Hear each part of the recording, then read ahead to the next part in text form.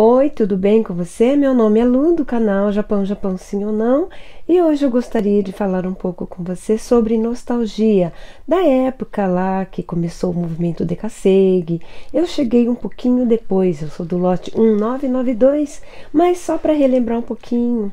Então é bom lembrar um pouquinho do passado, daquele tempo que a gente chegou, para poder a gente ganhar um pouquinho de energia e ficar mais animado para o amanhã.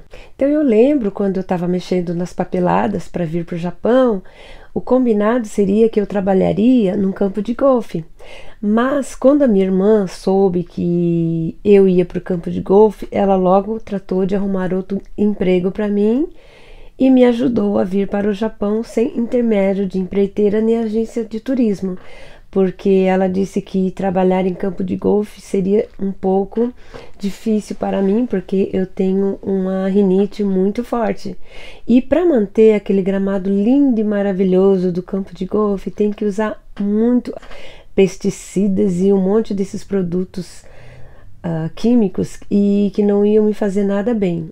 E como eu sou adepta ao espirro, eu ia ficar espirrando o tempo todo, ou seja, eu ia ser demitida logo no primeiro dia, porque eu cheguei aqui no inverno.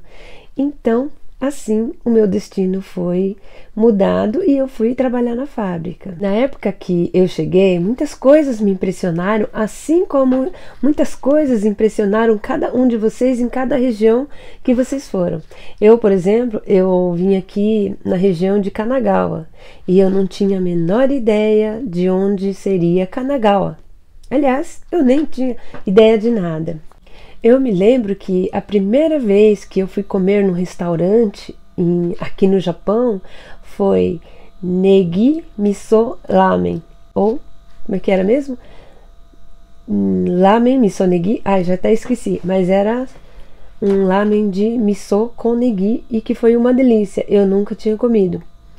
Agora, hoje em dia eu já não posso comer ramen, eu não consigo nem comer um ramen que eu acho muito salgado. Eu me acostumei com a comida de creche, então o lamen é muito salgado, não consigo comer.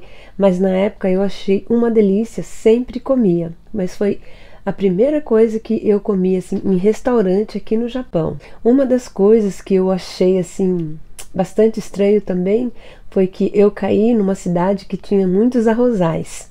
Nossa, como tinha plantação de arroz em todo lugar. E os sapinhos não paravam de cantar. Nossa, como eles eram alegres. Eu vivia tão triste quando eu cheguei, mas os sapinhos eram tão alegres.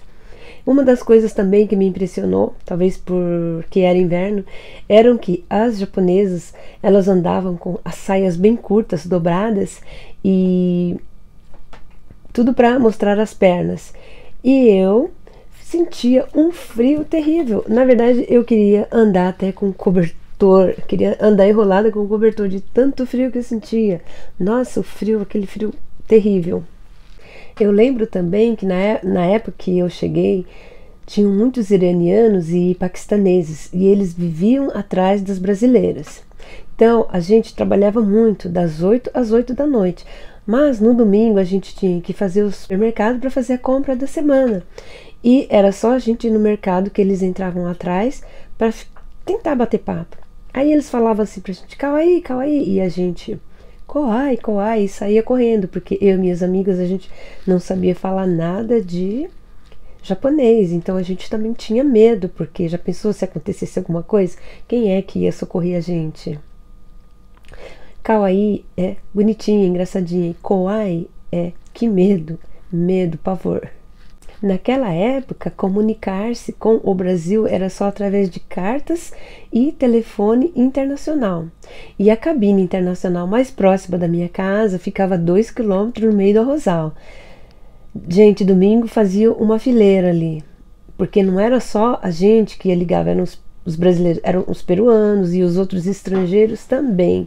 Então era difícil. Então, e também por ser caro, logo caía, né? Não dava para conversar muito, então era rapidão mesmo. Quando a gente chegava, cansada do trabalho, olhava a caixinha postal e havia uma carta do Brasil, a alegria era tão grande, gente, era imensurável. Quem mandava as cartinhas, muito obrigada, porque aquilo foi bom demais. No ano que eu cheguei, se não me engano, em 92 começou o jornal EPC, começou o jornal Tudo Bem. Alguém se lembra? Pode confirmar essa informação? Eu acho que foi nesse ano ou no outro.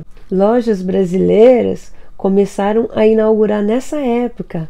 Não tinha muito, começou assim o boom das lojas brasileiras por volta de 93, 94, daí por diante. Eu lembro que o pessoal morria de vontade de comer as coisas, e cada vez que chegava brasileiro, o pessoal trazia algumas coisas assim, dava pra gente, dividia, algumas pessoas vendiam um pouquinho. E acabou. Era aquilo e pronto, ficava só na saudade. Naquele tempo, eu não me lembro assim se existia esse processo, assim, esse sistema de pedir produtos pelo Taquiubim. E para comer carne era muito difícil, porque hoje a gente acha aquelas carnes fininhas vendendo em qualquer supermercado, mas antigamente não tinha, era só carne de porco, frango e carne de carneiro. Comer pastel, comer pão com mortadela era um sonho. Naquela época também o que era cômico é que a gente sentia muita vontade de conversar com outros brasileiros. Então, às vezes a gente saía por aí e era só olhar a calça, que a gente já sabia se era brasileiro ou não, porque eles só usavam aquelas marquinhas, aquelas duas marquinhas famosas de calça na época, né, que era muito na moda. E o jeito brasileiro de ser, né? Brasileiro sempre falou alto, sempre vai falar alto onde quer que esteja. E a gente sabe logo se é brasileiro ou não. Então depois, um tempo depois, as lojas brasileiras começaram a alugar fita VHS para o pessoal assistir novela, assistir futebol, assistir um monte de coisa. E, bom, eu não cheguei a pegar essa época porque eu já estava em outro esquema, mas ajudou muito a galera de Caceg a passar um tempo, a matar um pouco a saudade do Brasil naquela época. Então 92, 93 foram anos difíceis. Em 92, praticamente a única alegria que eu tive, que foi inesquecível, foi escalar o Monte Fuji. Era um desejo que eu tinha, porque eu pensava que logo eu ia embora para o Brasil. No entanto, eu não fui, já se passaram 28 anos aqui nessa terrinha. Eu lembro também que em 92 foi a primeira vez, a primeira e única que uma fábrica levou a gente para fazer Hanami, que era aquela festinha debaixo dos pés de sakuras na época que fica florido. E também isso foi assim uma coisa diferente na minha vida. Na época, muita gente, quer dizer, a maioria dos brasileiros andava de bicicleta. Pouquíssimos brasileiros tinham carro, pelo menos aqui na minha região. O pessoal começou a tirar a carta, mais ou menos 93, 94, que começou a aparecer muito de Caceg. Inclusive, eu me lembro de um episódio, isso foi quando eu já morava em Tóquio, em 93. A minha amiga ganhou a bicicleta de um amigo. Aí um dia a polícia parou e perguntou para ela de quem era a bicicleta. E era uma bicicleta roubada. Ele deve ter pego de alguém que roubou e largou por aí. E até provar que A era A e B era B, deu uma ó bafafá. Então, a bicicleta era registrada. Então, coitada, ela passou um sufoco só. E a gente não sabia falar Nihongo naquela época. Nossa, deu muita dor de cabeça para ela. Eu acho que os brasileiros naquela época eram mais unidos porque não existia muito contato. A gente tinha que ligar para a pessoa e a gente queria encontrar com a pessoa para conversar, trocar informações. A gente não tinha muitas informações como a gente tem hoje, que é só ver na internet, que é só dar uma ligada, pergunta, procura no YouTube, pergunta no Facebook e etc. Antigamente não, antigamente as informações eram por telefone, boca a boca, ou o jornal que vinha, acho que era uma vez por mês, se não me engano. Então era difícil a gente conseguir alguma notícia, alguma dica de alguma coisa. Então nesses termos as coisas mudaram muito. Mas os brasileiros sempre foram unidos, pelo menos a maioria que eu conheço. Bom, a rotina do trabalho continua puxada, eu acho que isso não mudou nada. Fora essa época que o serviço está um pouco baixo, Quem tem zangueu tem, quem não tem, não tem, quem tem emprego tem, quem não tem, não tem por causa da pandemia. Mas, comparado com antigamente, as pessoas continuam trabalhando muito, tanto os homens quanto as mulheres. E os direitos e deveres melhoraram, pioraram? Bom, cada um tem a sua resposta, mas alguns melhoraram, alguns não. Mas eu acho que quando a gente é jovem, quando a gente tem vontade de lutar, quando a gente tem foco, objetivo, tudo é válido. E quando a gente é jovem, a gente não tem medo das coisas, a gente vai lá, simplesmente encara.